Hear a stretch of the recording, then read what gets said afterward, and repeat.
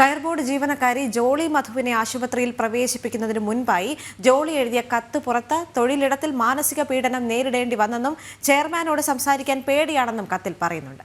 ബീന റാണി ചേരുന്നുണ്ട് വിവരങ്ങളുമായി. ബീന, കയർ ബോർഡ് ജീവനക്കാരി ജോളിയുടെ മരണവുമായി ബന്ധപ്പെട്ട് വളരെ നിർണായകമായ ഒരു കത്ത് ഈ ഒരു ഘട്ടത്തിൽ ലഭിച്ചിരിക്കുകയാണ്. കത്തിലുള്ള കൂടുതൽ ഉള്ളടക്കം എന്തൊക്കെയായിരുന്നു? ദേവിക, കയർ ബോർഡ് ജീവനക്കാരി ജോളി മധു കഴിഞ്ഞ ദിവസമാണ് മരണപ്പെട്ടത്. ഇന്നലെ ജോളിയുടെ സംസ്കാരവും നടന്നു. അതിനുശേഷമാണ് ഇപ്പോൾ ആശുപത്രിയിൽ പ്രവേശിപ്പിക്കും മുമ്പ് ജോളി എഴുതിയ ഒരു കത്ത് പുറത്തു വന്നിട്ടുള്ളത്. ഇതിൽ തൊഴിലിടത്തിൽ മാനസിക പീഡനം നേരിടേണ്ടി വന്നു എന്ന് വ്യക്തമാക്കിയിട്ടുണ്ട്. മേലധികാരികളിൽ നിന്ന് മാനസിക പീഡനം ഏൽക്കേണ്ടി വന്നു. സ്ത്രീകൾക്ക് നേരെയുള്ള ഒരു ഉപദ്രവം കൂടിയായി ഇതിനെ കണക്കാക്കണമെന്നും ജോളി ആ കത്തിൽ പറയുന്നു. ചെയർമാനോട് സംസാരിക്കാൻ ഭയമാണ്, ധൈര്യമില്ല എന്നും കത്തിൽ സൂചിപ്പിക്കുന്നുണ്ട്.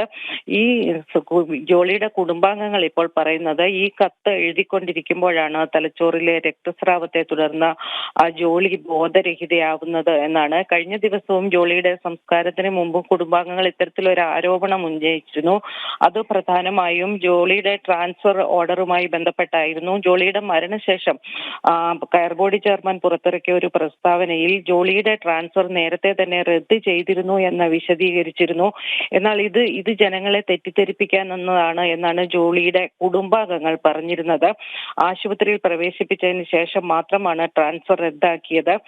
മരണശേഷവും ചെയർമാൻ മാധ്യമങ്ങളോട് ഇതുമായി ബന്ധപ്പെട്ട് ഒന്നും വിശദീകരിച്ചിരുന്നില്ല. തുടർന്ന് ആരോപണങ്ങൾ കഴിഞ്ഞ ദിവസവും ജോളിയുടെ കുടുംബാംഗങ്ങൾ ഉന്നയിച്ചിരുന്നു. അതിന് പിന്നാലെയാണ് ഇപ്പോൾ ജോളി എഴുതിയ ഒരു കത്തും പുറത്തു വന്നിട്ടുള്ളത്. അതേസമയം ഇത്തരത്തിൽ ജോളിയുടെ കുടുംബാംഗങ്ങൾ ആരോപണങ്ങൾ ഉന്നയിക്കുന്നത് ശ്രദ്ധയിൽപ്പെട്ട ചെറുകിട സൂക്ഷ്മ വ്യവസായ മന്ത്രാലയം എന്തായാലും ഒരു അന്വേഷണത്തിന് ഉത്തരവിട്ടിട്ടുണ്ട്. ഒരു 3-അംഗ സംഘം അന്വേഷിക്കണമെന്നാണ് നിർദ്ദേശിച്ചിട്ടുള്ളത്. അവരുടെ അന്വേഷണ റിപ്പോർട്ട് 15 ദിവസത്തിനകം നൽകണമെന്നും ആവശ്യപ്പെട്ടിട്ടുണ്ട്. ഉദ്യോഗസ്ഥർക്കെതിരെയുള്ള ആരോപണങ്ങളാണ് സമിതി പ്രധാനമായും അന്വേഷിക്കുക. എന്തായാലും ജോളിയുടെ കുടുംബാംഗങ്ങൾ ഇതുമായി ബന്ധപ്പെട്ട കൂടുതൽ നടപടികളിലേക്ക് നീങ്ങുന്നുവെന്ന് വേണം മനസ്സിലാക്കാൻ. കൂടുതൽ ആരോപണങ്ങളുമായി അവർ വീണ്ടും രംഗത്ത് വരികയാണ്. ശരി.